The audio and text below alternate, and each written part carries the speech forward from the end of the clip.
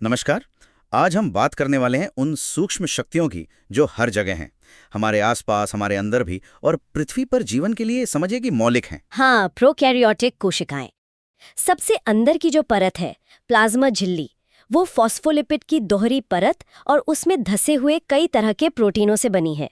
और ये selectively permeable है, मतलब वो चुन चुन कर चीजों को अंदर बाहर जाने देती है। ये तो सुनने में यूकैरियोटिक झिल्ली कैसी लग रही है। फिर इसमें प्रोकैरियोटिक वाली क्या बात हुई? एक दिलचस्प फर्क है स्टेरोल्स का। देखिए, हमारी कोशिकाओं की झिल्ली में स्थिरता के लिए कोलेस्ट्रॉल होता है। प्रोकैरियोटिक झिल्ली में आमतौर पर ये नहीं होता, तो उसकी जगह कुछ बैक्टीरिया में होपेनॉइड्स नाम के खास पेंटासाइक्लिक स्टेरॉल होते हैं। होपेनॉइड्स? हाँ, होपेनॉइड्स ये वही स्थिरता देने का काम करते हैं। ये समझिए प्रकृति का एक अलग डिजाइन है। होपेनॉइड्स, ये तो मैंने पहली बार सुना। और ये झिल्ली सिर्फ अंदर बाहर का गेट कंट्रोल करती है या इसके और भी काम है? अरे बहुत सारे काम है। ये सिर्फ एक गेटकीपर नहीं, एक पूरी वर्कशॉप समझिए इसे। ये श्वसन में यानी एनर्जी बनाने में सीधे हिस्सा लेती है। सोचिए, यूकैरियोट्स में ये काम माइटोकॉन्ड्रिया करते हैं, यहाँ झिल्ली खुद ये भूमिका निभा रही है। और तो और ये लिपिड और कोशिका भित्ति के हिस्से बनाने में भी मदद करती है, और प्रोटीन बनाने वाली मशीनरी मतलब राइबोसोम उनको जोड़ने की जगह भी देती है। बाप रे, मतलब एक ही झिल्ली इतने सारे काम कर रही है। और आपने मेसोसोम का भी जिक्र किया था, जो इसी झिल्ली का एक एक्सटेंशन है। ये क्या चीज है? हाँ, मेसोसोम ये प्लाज्मा झिल्ली के अंदर की तरफ मुड़कर बनी हुई संरचनाएं हैं। जैसे झिल्ली ने अपनी सतह बढ़ाने के लिए अंदर की ओर पॉकेट बना लिए हों। ये गोल भी हो सकती हैं या उंगलियों जैसी विलीफॉर्म। ग्राम पॉजिटिव बैक्टीरिया में ये ज्यादा साफ दिखती हैं। सतह बढ़ाना, पर क्यों? क्या फायदा होता है इससे? इसके कई काम बताए जाते हैं। हालांकि इन पर अभी भी थोड़ी बहस चलती है, पर हाँ, मेनली दो तरह के मेसोसोम माने जाते हैं। एक है सेप्टल मेसोसोम, जो कोशिका के सेंटर के पास होता है और न्यूक्लियोइड यानी जेनेटिक मटेरियल से जुड़ा होता है। माना जाता है कि ये डीएनए की कॉपी बनाने में, सेल वॉल बनाने में और कोशिका विभाजन के टाइम जेनेटिक मटेरियल को बांटने में मदद करता है। और दूसरा वाला? दूसरा है लैटरल मेसोसोम, जो किनारे पर होता है और न्यूक्लियोइड से जुड़ा नहीं होता। इसमें रेस्पिरेटरी एंजाइम पाए जाते हैं, इसलिए इसे कभी कभी कॉन्ड्रॉइड भी कहते हैं, जैसे ये माइटोकॉन्ड्रिया का प्रोकैरियोटिक वर्जन हो। ये सिक्रीशन में भी मदद कर सकता है और झिल्ली का सरफेस एरिया बढ़ाकर उसकी एंजाइम एक्टिविटी को बढ़ाता है। तो ये झिल्ली की फंक्शनैलिटी को और बढ़ाने का एक तरीका हो सकता है। क्या बात है, यानी प्रोकैरियोट्स ने अपनी छोटी सी जगह में ही मल्टीटास्किंग के कितने अनोखे तरीके निकाल लिए। अच्छा, अब कोशिका के अंदर चलते हैं। साइटोप्लाज्म में क्या चल रहा है? साइटोप्लाज्म एक गाढ़ा दानेदार सा तरल है जिसमें जीवन की सारी केमिकल रिएक्शंस होती है। यूकैरियोटिक कोशिकाओं की तरह इसमें मेम्ब्रेन से घिरे ऑर्गेनेल्स जैसे माइटोकॉन्ड्रिया, ईआर वगैरह नहीं होते हैं।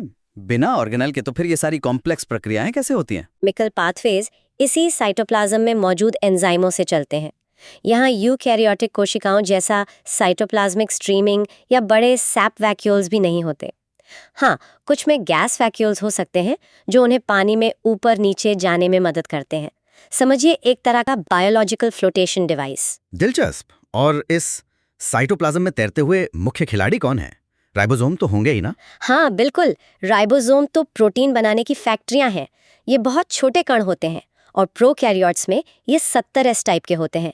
यूकैरियोट्स में 80S होते हैं। अच्छा, 70S? हाँ, ये या तो प्लाज्मा झिल्ली से जुड़े होते हैं या साइटोप्लाज्म में फ्री घूमते रहते हैं। अक्सर ये एमआरएनए के एक धागे पर मोतियों जैसे लगे मिलते हैं, जिन्हें पॉलीजोम कहते हैं।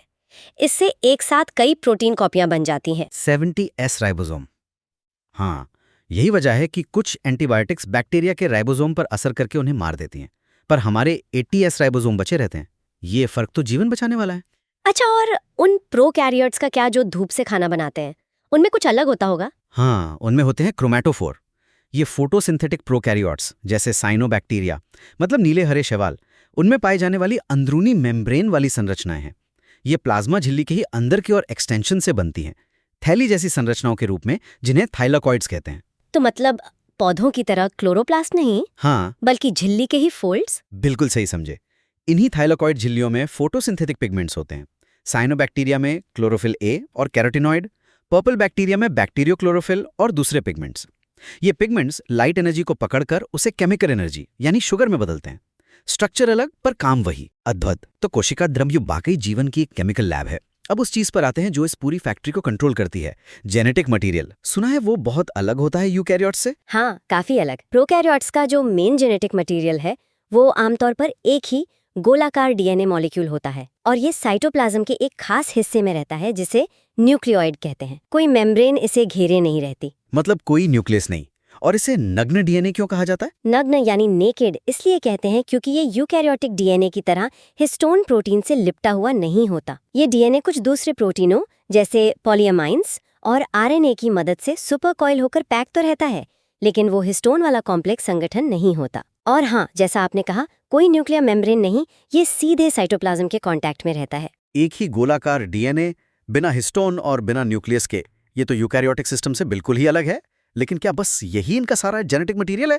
मैंने प्लाज्मिड्स के बारे में भी कुछ सुना है। आपने बिल्कुल सही सुना। न्यूक्लियोइड के मेन डीएनए के अलावा कई बैक्टीरिया में छोटे एक्स्ट्रा गोलाकार डीएनए मॉलिक्यूल भी होते हैं। इन्हें प्लाज्मिड कहते हैं। ये मेन क्रोमोसोम से अलग होते हैं और अपनी कॉपी खुद बना सकते हैं, मतलब सेल्फ रेप्लिकेटिंग होते हैं। एक्स्ट्रा डीएनए, इसका क्या मतलब हुआ? मतलब ये क्या करते हैं? ये प्लाज्मिड बैक्टीरिया को कुछ खास एक्स्ट्रा गुण या क्षमताएं देते हैं जो उनके सर्वाइवल के लिए बहुत ज़रूरी हो सकती हैं। ये एक तरह के जेनेटिक टूल किट या समझिए एप्स हैं जिन्हें बैक्टीरिया आपस में शेयर भी कर सकते हैं। एप्स? जैसे? कैसे एप्स? जैसे कि एक होता है आर फैक्टर यानी रेजिस्टेंस प्लाज्मिड। ये एंटीबायोटिक दवाओं या जहरीले केमिकल्स के प्रति रेजिस्टेंस देते हैं। यही वजह है कि एंटीबायोटिक रेजिस्टेंस इतनी तेजी से फैल सकता है। बैक्टीरिया एक दूसरे को ये ऐप ट्रांसफर कर देते हैं। ओह, फिर है एफ प्लाज्मिड फर्टिलिटी फैक्टर। ये बैक्टीरिया को कॉन्जुगेशन करने की क्षमता देते हैं। कॉन्जुगेशन एक प्रोसेस है जिससे वे अपना डीएनए दूसरी बैक्टीरिया सेल में भेज सकते हैं। इसके लिए वे सेक्स पिली नाम की खास ट्यूब बनाते हैं। अच्छा। कुछ होते हैं कोल प्लाज्मिड। ये बैक्टीरियोसिन नाम के प्रोटीन बनाते हैं जो दूसरे कॉम्पिटिटर बैक्टीरिया को मार सकते हैं। समझिए एक तरह का केमिकल हथियार। अरे वाह। और होते हैं विरुलेंस प्लाज्मिड। ये बैक्टीरिया को ज्यादा खतरनाक या रोग पैदा करने वाला बनाते हैं, जैसे टी प्लाज्मिड जो पौधों में ट्यूमर पैदा करने की क्षमता देता है। कमाल है, ये तो बैक्टीरिया के लिए वाकई सुपर पावर जैसे हैं जिन्हें वो डाउनलोड और शेयर कर सकते हैं। और शायद इसी वजह से जेनेटिक इंजीनियरिंग में भी इनका इतना इस्तेमाल होता है। बिल्कुल, प्लाज्मिड्स जेनेटिक इंजीनियरिंग के सबसे जरूरी टूल्स में से एक है। साइंटिस्ट इनका इस्तेमाल करके बैक्टीरिया में बाहरी जीन डाल सकते हैं और उनसे अपनी मर्जी के प्रोटीन बनवा सकते हैं या उनकी खासियतें स्टडी कर सकते हैं। कुछ प्लाज्मिड्स जिन्हें एपिसोम कहते हैं वो तो टेम्पररीली मेन डीएनए से जुड़ भी सकते हैं। तो जेनेटिक लेवल पर भी प्रोकैरियोट्स बहुत फ्लेक्सिबल और साधन संपन्न है। हाँ, अच्छा, साइटोप्लाज्म में और क्या मिलता है? इंक्लूजन बॉडीज का भी जिक्र था। हाँ, इंक्लूजन बॉडीज ये साइटोप्लाज्म में मौजूद नॉन लिविंग पार्टिकल या स्टोर्स हैं। ये न्यूट्रिएंट्स या दूसरे पदार्थों के जमाव होते हैं। कुछ तो ऐसे ही बिखरे रहते हैं जैसे फॉस्फेट, ग्लाइकोजन या साइनोफाइसियन स्टार्च के दाने, जबकि कुछ एक पतली प्रोटीन मेम्ब्रेन से घिरे होते हैं जैसे गैस वैक्यूल्स या कार्बोक्सिजोम जो CO2 फिक्सेशन में मदद करते हैं। मतलब ये कोशिका के लिए स्टोर रूम या पेंट्री की तरह है जहाँ सामान जमा रहता है। बिल्कुल सही। ये फूड रिजर्व या जरूरी केमिकल्स के भंडार के रूप में काम करते हैं जिन्हें जरूरत पड़ने पर इस्तेमाल किया जा सकता है। जैसे नीले हरे शैवाल में स्टार्च, प्रोटीन और लिपिड के कण जमा रहते हैं। ठीक है, भंडारण हो गया, कंट्रोल सेंटर देख लिया। अब बात करते हैं मूवमेंट की। ये छोटे छोटे जीव चलते कैसे हैं? फ्लैजेला की मदद से? हाँ, कई गतिशील प्रोकैरियोट्स में फ्लैजेला होते हैं। ये पतले धागे जैसे प्रोटीन के बने स्ट्रक्चर हैं जो सेल की सतह से निकलते हैं और तैरने में मदद करते हैं। क्या ये यूकैरियोटिक फ्लैजेला जैसे ही होते हैं जो चाबुक की तरह चलते हैं? नहीं, इनका स्ट्रक्चर और काम करने का तरीका बिल्कुल अलग है। प्रोकैरियोटिक फ्लैजेला में वो यूकैरियोटिक वाली 9+2 माइक्रोट्यूब्यूल अरेंजमेंट नहीं होती। ये फ्लैजेलिन नाम के प्रोटीन से बने होते हैं और ये चाबुक की तरह हिलने के बजाय प्रोपेलर की तरह घूमते हैं। घूमते हैं प्रोपेलर की तरह? कैसे? इनके बेस पर सेल एनवेलप में धसी हुई एक कॉम्प्लेक्स संरचना होती है जिसे बेसल बॉडी कहते हैं। ये एक असली नैनोमोटर है। इसमें रिंग्स का एक सिस्टम होता है। सबसे अंदर की M और S रिंग्स प्रोटॉन H+ के फ्लो से मिलने वाली एनर्जी का इस्तेमाल करके घूमती हैं। प्रोटॉन से? हाँ, प्रोटॉन के फ्लो से। ये रोटेशन एक हुक जैसी संरचना के जरिए लंबे फिलामेंट तक पहुंचता है और फिलामेंट के घूमने से बैक्टीरिया आगे बढ़ता है। ये प्रोटॉन मोटिव फोर्स से चलने वाला एक रोटरी इंजन है। कमाल की इंजीनियरिंग है। एक नैनो मोटर जो प्रोटॉन से चलती है, ये तो सच में साइंस फिक्शन जैसा लगता है। क्या सभी बैक्टीरिया में ये मोटर एक जैसी होती है? स्ट्रक्चर में थोड़ा सा फर्क होता है। ग्राम पॉजिटिव बैक्टीरिया में बेसल बॉडी में 2 रिंग्स होती हैं, जबकि ग्राम नेगेटिव में 4 रिंग्स होती हैं, MSPL। जो बाहरी P और L रिंग्स हैं वो शायद रॉड को सहारा देने वाली बुशिंग की तरह काम करती हैं, लेकिन बेसिक प्रिंसिपल वही रहता है, रोटरी मोशन। फ्लैजेला के अलावा पिली और फिम्बरी भी होते हैं, क्या ये भी चलने में मदद करते हैं? नहीं, इनका काम अलग है और इनमें अक्सर लोग कंफ्यूज हो जाते हैं। पिली जो है वो लंबी, संख्या में कम 1 से 4 और मोटी ट्यूब जैसी होती हैं। ये खास तौर पर F प्लाज्मिड वाले ग्राम नेगेटिव बैक्टीरिया में बनती हैं। अच्छा, सिर्फ ग्राम नेगेटिव में? हाँ, मेनली उनमें। ये पिलिन प्रोटीन से बनी होती हैं और इनका मुख्य काम कॉन्जुगेशन के दौरान दूसरी सेल से जुड़कर डीएनए ट्रांसफर के लिए एक ब्रिज या ट्यूब बनाना है। इन्हें सेक्स पिली भी कहते हैं। ओके, और फिम्बरी? फिम्बरी बहुत छोटी, पतली और संख्या में बहुत ज्यादा, सैकड़ों में होती हैं। इनका काम मूवमेंट देना नहीं, बल्कि बैक्टीरिया को सतहों से चिपकने में मदद करना है, चाहे वो पाली में कोई पत्थर हो या हमारे शरीर का कोई टिश्यू। और ये ग्राम पॉजिटिव और नेगेटिव दोनों में मिल सकती हैं। तो पिली हैं जेनेटिक इन्फॉर्मेशन एक्सचेंज के लिए और फिम्बरी हैं सतह पर पकड़ बनाने के लिए। हर स्ट्रक्चर का एक अपना खास मकसद है। अब तक हमने अंदरूनी और बाहरी बनावट देखी, अब जरा इनकी जो विशाल विविधता है उस पर नजर डालते हैं। हाँ, प्रोकैरियोट्स को 2 मेन डोमेन या बड़े ग्रुप्स में बांटा गया है, आर्किया और बैक्टीरिया। और क्या ये बैक्टीरिया से अलग कैसे हैं? ये दिखने में तो बैक्टीरिया जैसे ही लगते हैं, पर मॉलिक्यूलर लेवल पर ये बहुत अलग है। असल में कुछ मामलों में ये हमसे यानी यूकैरियोट्स से ज्यादा मिलते जुलते हैं बैक्टीरिया की बजाय। और आर्किया अक्सर एक्सट्रीम एनवायरनमेंट में पाए जाते हैं, इसलिए इन्हें एक्सट्रीमोफाइल्स कहते हैं। एक्सट्रीम एनवायरनमेंट मतलब कैसी जगह? मतलब ऐसी जगह जहां आमतौर पर जीवन बहुत मुश्किल लगे, जैसे मिथेनोजेंस जो मीथेन गैस बनाते हैं। ये दलदल में या गाय के पेट में मिल सकते हैं। हेलोफाइल्स जो बहुत ज्यादा खारे पानी में रहते हैं, जैसे डेड सी।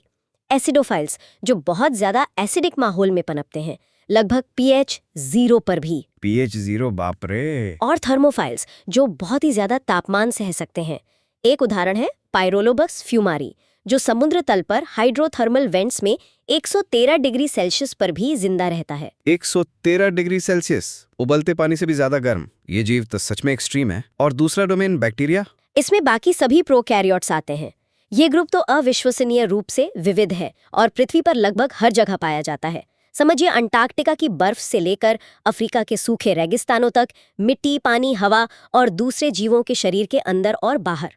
इसी ग्रुप में माइकोप्लाज्मा भी आते हैं, जो शायद सबसे छोटी जीवित कोशिकाएं हैं, सिर्फ 0.2 माइक्रोमीटर, और इनमें सेल वॉल भी नहीं होती। अच्छा, बिना सेल वॉल के? प्रोकैरियोट्स के ही उदाहरण है। तो कुल मिलाकर प्रोकैरियोटिक कोशिकाएं दिखने में भले ही सरल लगें, लेकिन आज की चर्चा से ये तो साफ है कि वे अंदर से कितनी जटिल, कितनी वर्सेटाइल और इकोलॉजी के लिए कितनी जरूरी हैं।